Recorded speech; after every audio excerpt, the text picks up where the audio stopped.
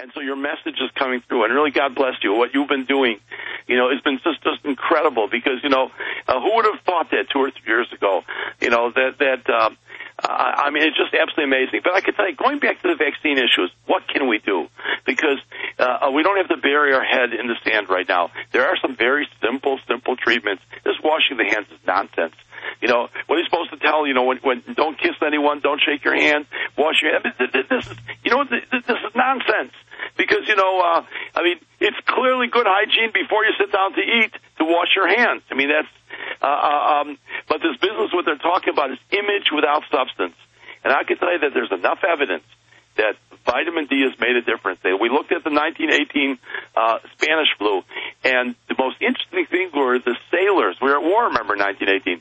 The sailors on the ship had the lowest mortality from the Spanish flu. The soldiers in the barracks and in the foxholes had the highest mortality. So we need sunshine. Say again? We need to get more sun. More sun. And if not, you get a little bit of vitamin D. I mean, it's inexpensive. It's cheap.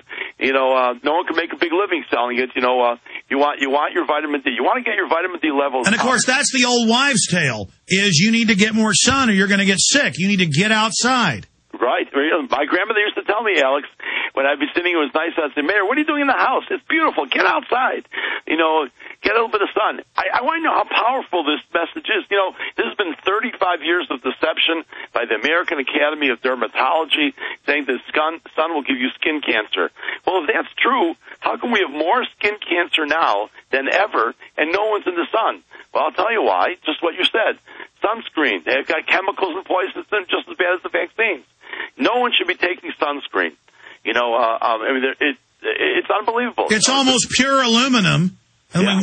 It's incredible. We're meant to get sun. It's what our whole body drives on. All the studies in Northern Europe with the highest rates of suicide. By law, they stick sun lamps in. Suicide rate plunges because our eyes are meant to get sun. We are meant to get sun. And yes, we're meant for our skin to get spots on it and get old. This is what we're designed. We live on a planet. Northern Europeans have white skin, so they get more because you have less sun in the north. You want the sun. You need the sun. It's good.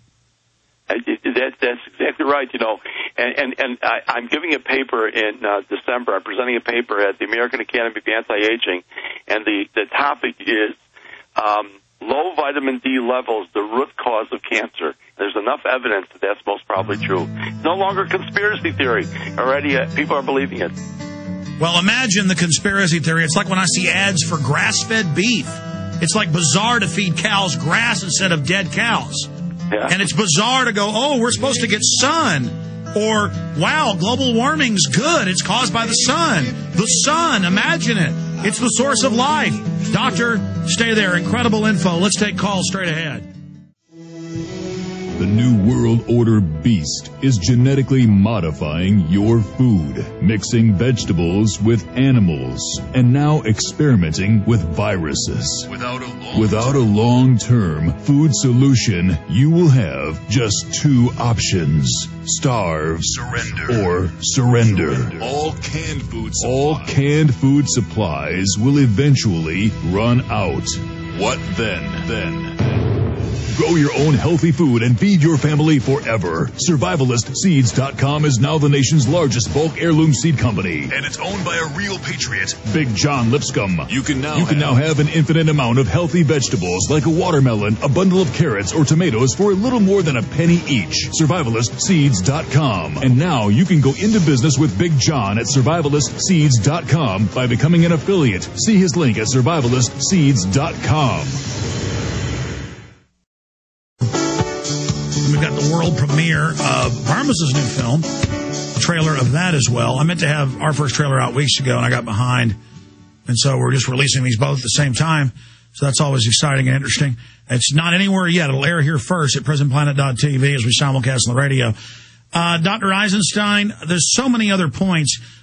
What do you see happening then? Because I agree with you, and this is all a fluid situation, that so much came out on Gardasil killing people. So much has come out on autism that they're now trying this big flu hysteria as a cover for federal and UN control under level 6. And that's congressmen are saying this now, too. Exactly. I think you're right on point. I mean, you're right on point. It's not even theory anymore. It's reality. So really, they're playing the game from 20 years ago, but you and I and many others have woken folks up, the great listeners out there have. And so now I saw them go from saying they had 195 million doses to 40 million dosages. And I'm not saying we've had victory because they may keep going, but it does look like we're seeing them start to pull back. I think there's no question about it, and so they're applying as much scare tactic as possible. 90,000 will die. It's possible. It's possible 90,000 will die. I don't think it's out of the question. But once again, the answer isn't going to be it's just like Gardasil. Let's go back there for a minute. This is a serious problem. What the problem is that there's no question about it that promiscuity among young children, among teenagers, is the cause of sexually transmitted disease. Until we say that out loud, it's not going to stop. And all we do is give it different names. Before it used to be called syphilis and gonorrhea, then it changed to herpes, then it became AIDS, and now they're talking about and so all they're doing is giving fancy names because we're so politically correct. We're not allowed to say if you have sexual relations, outside of marriage, and I'm not trying to be this, religious type person. No, the point is it's dangerous behavior. You're going to get burned. This is serious business. And so they give you a vaccine, which they admit on the insert doesn't even protect you from the human papillomavirus, all the hundreds of strains, and then it kills a bunch of people. And let me tell you something. My senior partner, Dr. Rosie, who's been with me for more than 25 years, calls all these, the Gardasil, the hepatitis B vaccine, the safe sex vaccine. What is the message we're giving? We got such great vaccines. You can go and have sex with everyone after you get this vaccine. I mean, that's the message, what a message. And all of a sudden people say, wait a minute, that's not a very good message. And it's no different here than the flu vaccine and the whole vaccine program. I think people are wising up, and that's what we're seeing. You know what it is? It's not as much wising up. They're having the courage to say, Alex may be right.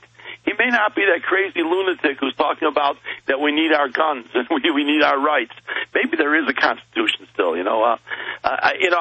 this is America, and my dad right now is not rolling over in his grave. He is saying, the people will wake up and they will vote this administration out. Will that end it? No, but you know what? Live another day, and the point is we're in the fight. We're not rolling over to tyranny. I want to come back and take some phone calls, but I want to encourage all the viewers and listeners. Don't vaccinate before you educate. Mayor Eisenstein, MD, JD, MPH. This is the book, Balanced, Real Medical Facts, Real History, 33, 34, 35 years of research. This is the book that is not full of scare tactics, not full of baloney, not conspiracy theories. It's available at Infowars.com or PrisonPlanet.com in the secure online video bookstore shopping cart, or you can simply go to the toll-free number, 888-253-3139. That's 888-253-3139 to get. Don't vaccinate before you educate. You could save somebody's life. If you got neighbors that have kids, give it to them. Be obnoxious. That's what it's all about, saving people. We'll be right back. Direct to you and in your face. You're listening to the Alex Jones Broadcasting Network.